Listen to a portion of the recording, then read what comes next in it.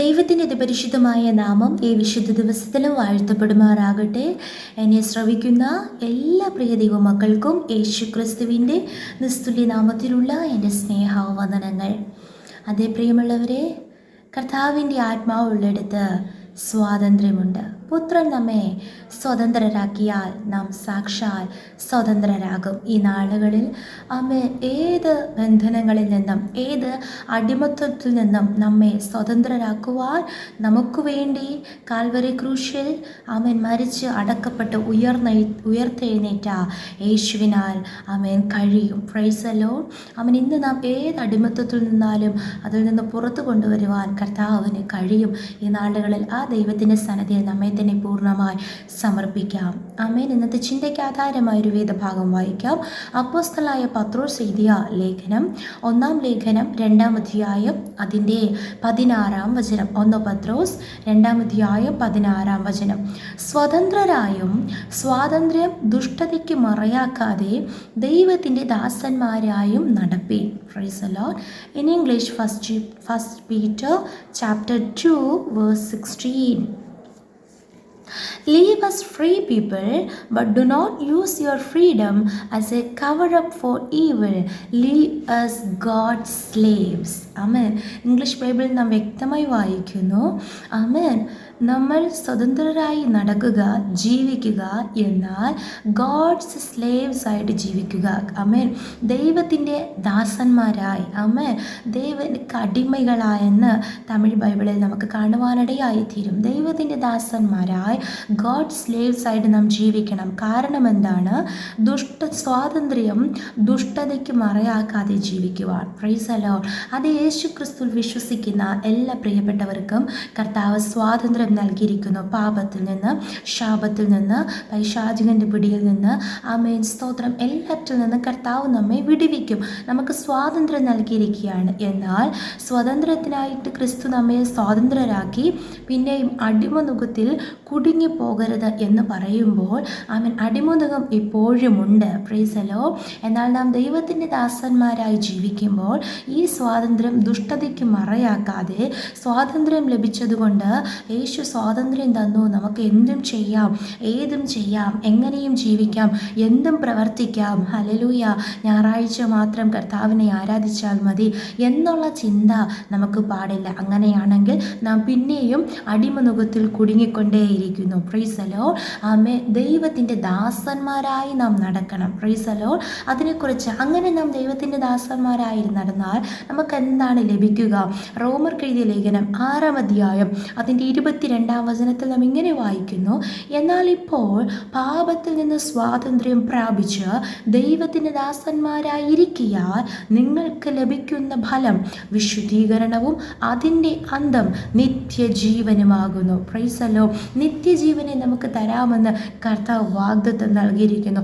അതിലുപരി വലിയ വാഗ്ദത്തം മറ്റൊന്നുമില്ല പ്രിയമുള്ളവരെ.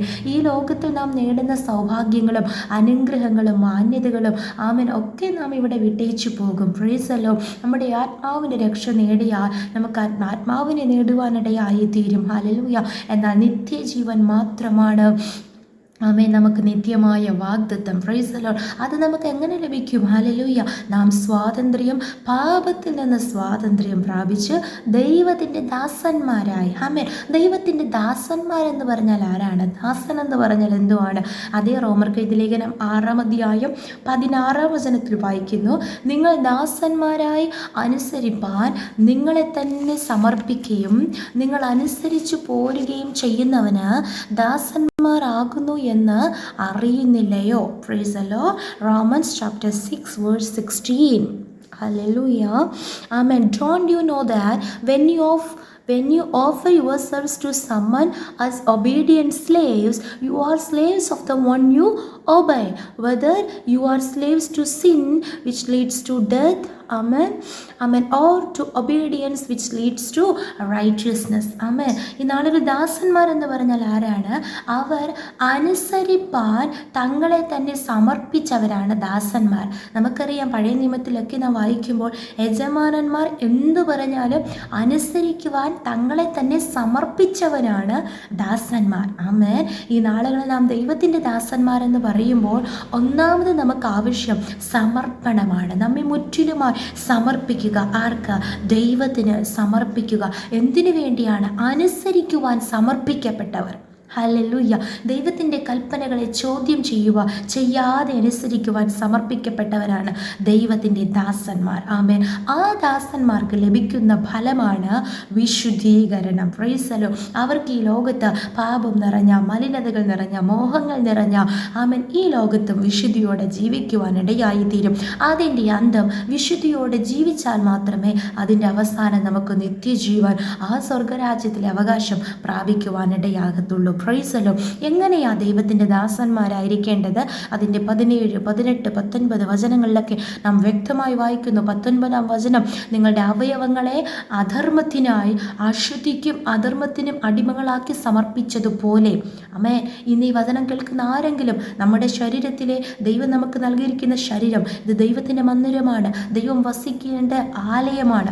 ഈ ശരീരത്തിലെ ഓരോ അവയവങ്ങളെയും നാം അശുദ്ധിക്കും അധർമ്മത്തിനും, ആമേൻ, സ്തോത്രം, സമർപ്പിക്കുന്നു എങ്കിൽ നാം അതിന് അടിമകളാണ്, അശുദ്ധിക്ക് അടിമകളാണ്, പാപത്തിന് അടിമകളാണ്. Price the Lord.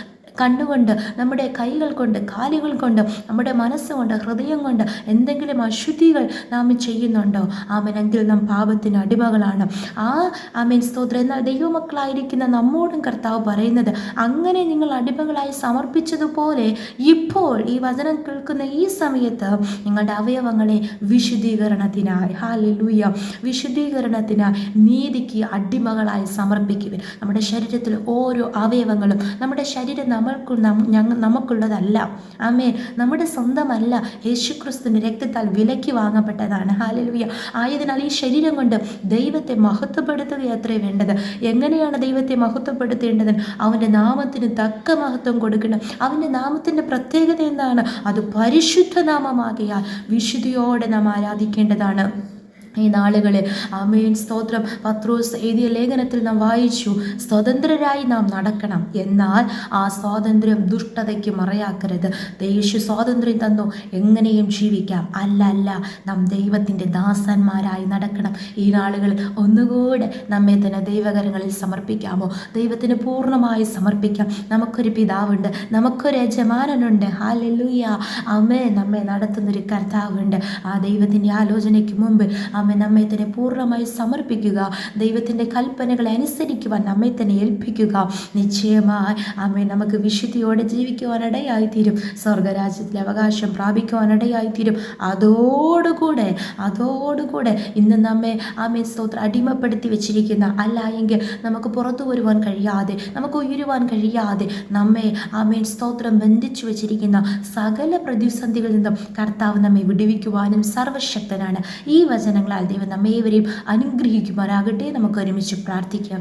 നല്ല ദൈവമേ, സ്വർഗ്ഗസ്ഥ പിതാവേ, അനുഗ്രഹിക്കപ്പെട്ട ദിവസത്തിലും ഈ വിശുദ്ധ ദിവസത്തിലും അങ്ങ് ഞങ്ങൾക്ക് നൽകിയ ആലോചനയ്ക്കായി സ്തോത്രം. അപ്പ, വചനപ്രകാരം ഞങ്ങളെ സമർപ്പിക്കുന്നു.